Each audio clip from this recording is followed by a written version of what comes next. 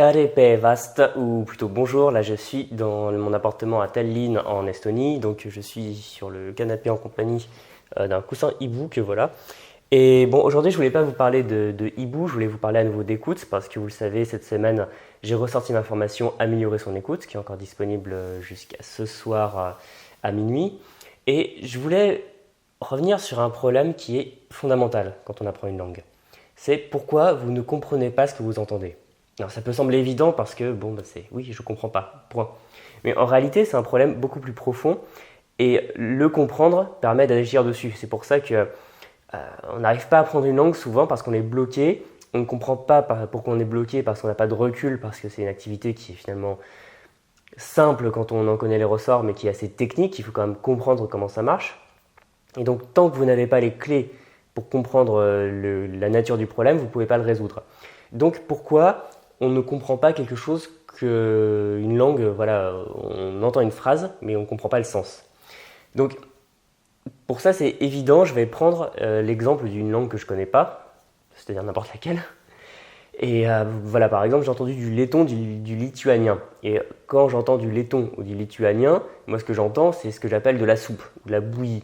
C'est-à-dire des mots, enfin même des sons, mis les uns à la suite des autres, et je n'arrive rien à en ressortir. Et bon, c'est pas grave parce que je n'apprends ni le letton ni le lituanien. D'ailleurs, je n'apprends pas l'estonien non plus.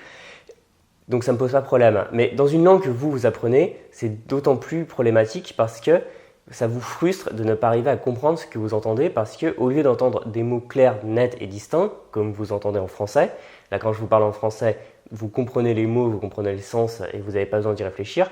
Quand vous entendez une langue que vous ne maîtrisez pas encore, eh bien voilà, ça va bloquer parce que vous avez l'impression tout à coup d'entendre des mots, puis comme ça, une sorte de flux ininterrompu de mots que vous n'arrivez pas à assembler les pièces du puzzle, vous ne savez pas quoi en faire. Et donc ça, c'est ce que j'appelle la soupe parce que c'est l'état de la matière, un peu si on veut, dans lequel il n'y a que du chaos, il n'y a pas de structure. Alors que quand on comprend bien une langue, tout de suite, on comprend les mots, on saisit, on arrive à les différencier dans la phrase, on arrive à les isoler dans la phrase, et au-delà de ça, on arrive même à comprendre des blocs de mots. C'est pour ça que je dis assez souvent, surtout dans mes vidéos sur le vocabulaire, il ne faut pas raisonner en termes de mots, même si dans un premier temps c'est inévitable. Il faut arriver, et c'est ça le secret si on veut d'un langage courant, d'un niveau courant dans une langue, c'est d'arriver à raisonner par bloc de mots, à raisonner par bloc de sens et ne pas y réfléchir instinctivement. Donc si vous êtes dans un état avec une sorte de soupe que vous n'arrivez pas à entendre, ça peut être plusieurs choses. Ça peut se situer à plusieurs niveaux. Ça peut être au niveau des sons. Est-ce que vous différenciez bien les sons de la langue? Par exemple, si vous n'êtes pas au point sur des sons, par exemple de l'anglais comme deaf, qui veut dire sourd, et death, qui veut dire la mort, ou thick, qui veut dire épais, ou sick, qui veut dire malade, si ces sons vous les mélangez, vous allez forcément pas comprendre la phrase parce que pour vous, ces sons vont être tellement indifférenciés que vous n'allez pas arriver à savoir avec précision ce que vous entendez. C'est pareil, je ne sais pas, que les tons du chinois ou les choses comme ça. Tant que vous n'êtes pas précis sur la phonétique d'une langue, vous aurez beaucoup de mal à bien la comprendre. Ça peut se situer au niveau des mots. Est-ce que vous connaissez les mots? Voilà, ça c'est une évidence absolue. Mais si vous n'avez pas suffisamment de vocabulaire, vous risquez de tomber sur des mots que vous ne comprenez pas. Ou alors, est-ce que, ça c'est très important, est-ce que ce vocabulaire est sous une forme dans votre cerveau que j'appelle activable? C'est-à-dire, est-ce que quand vous avez besoin du mot, il sort, et quand vous l'entendez, vous le comprenez instinctivement? Ce n'est pas toujours le cas, c'est pour ça qu'il faut arriver à apprendre du vocabulaire dans un certain contexte qui est réel, si on veut, qui est celui de la vie de tous les jours, et pour pouvoir faire ressortir les mots tout de suite. Parce que vous allez être étonné par le nombre de mots que vous connaissez et que vous allez reconnaître en y réfléchissant 2 minutes, mais que vous n'aurez pas le temps de reconnaître dans une conversation. Parce que ça, c'est le propre de l'audio par rapport au support écrit, ou de la parole, hein. Quand je dis audio, ce n'est pas forcément des fichiers audio, c'est que vous n'avez pas le temps de chercher. Quand vous lisez un texte, vous pouvez vous dire « Attends, je connais ce mot, voilà ». Alors que quand c'est un dialogue ou quand quelqu'un vous parle, il y a un flux, il y a une vitesse qui vous est imposée. Donc si vous n'avez pas le temps de réfléchir, si vous ne connaissez pas le mot assez vite, il ne ressortira pas et vous serez passé à autre chose parce que vous serez en train d'écouter la phrase suivante. Donc est-ce que vous connaissez bien le vocabulaire? Est-ce que vous arrivez à le connaître sous une forme facile à reconnaître tout de suite. Quand on vous dit un mot, vous le connaissez. Et ensuite, est-ce que vous connaissez suffisamment tout ce qui est expression, est-ce que vous connaissez suffisamment les structures? Parce que par exemple, en allemand, il faut souvent, quand il y a des subordonnés, attendre le verbe qui est à la fin.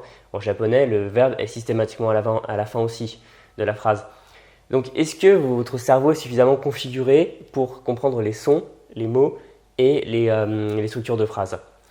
Donc ça, c'est à vous d'y réfléchir et c'est à vous de le travailler surtout. Parce qu'on est très très très centré sur l'audio, non, surtout pas sur l'audio, on est très centré sur le visuel dans notre société. Parce qu'on regarde sur des écrans, on lit sur des téléphones, on lit des livres, etc.